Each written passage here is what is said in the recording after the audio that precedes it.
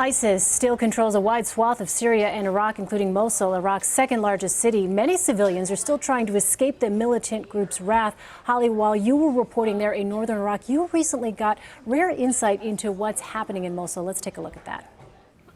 It's close to midnight on the front line just outside Mosul, and these Kurdish soldiers are hundreds of yards into no man's land. So is someone coming? Yes, and they are not coming. They're not ISIS fighters, but a man and a teenage girl. The man strips to his underwear to be searched, guarded by the Kurdish soldiers, who fear he could be a suicide bomber. But these people have risked death to escape ISIS, walking for miles through the night, and they're finally allowed to cross through a trench and into safety. And then, one by one, come 12 more men, some of them handing over guns. It's an extraordinary sight, because very few people have managed to leave Mosul after ISIS began sealing it off, stopping civilians from fleeing and banning cell phones. Overcome with relief, these men wanted to tell us why they fled, but begged us to hide their identities to protect family members still living in Mosul. These are torture marks, said this man. They heated wire and used it to burn me.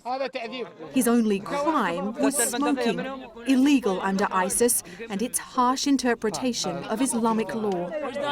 This man said he saw another Mosul resident beheaded after being caught with a cell phone SIM card. If they caught you escaping, what would have happened? He told us 3 men were caught escaping just a few days ago, and ISIS hanged them in the street. They're a criminal gang, cried this man, and we've been surviving on water and bread. Is there any sign that ISIS is getting weaker?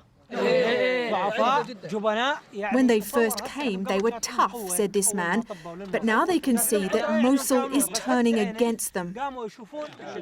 The men told us they plan to fight against ISIS themselves now they're free, and to smuggle their wives and children out of Mosul as soon as they can. So, Holly, from people who have escaped, what is the feeling among those trapped in Mosul? Well, very few people are escaping. We witnessed this handful of people crossing over the front line late at night.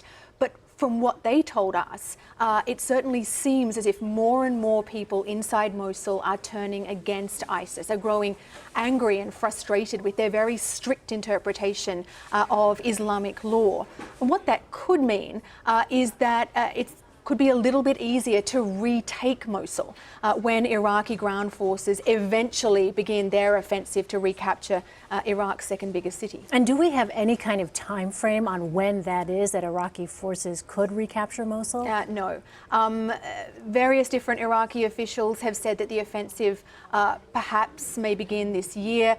We know that Iraqi National Army troops are moving into an area south of Mosul, but they're nowhere near the number that would be needed to retake the city. The US has said that they would need around 20 or 30,000 troops.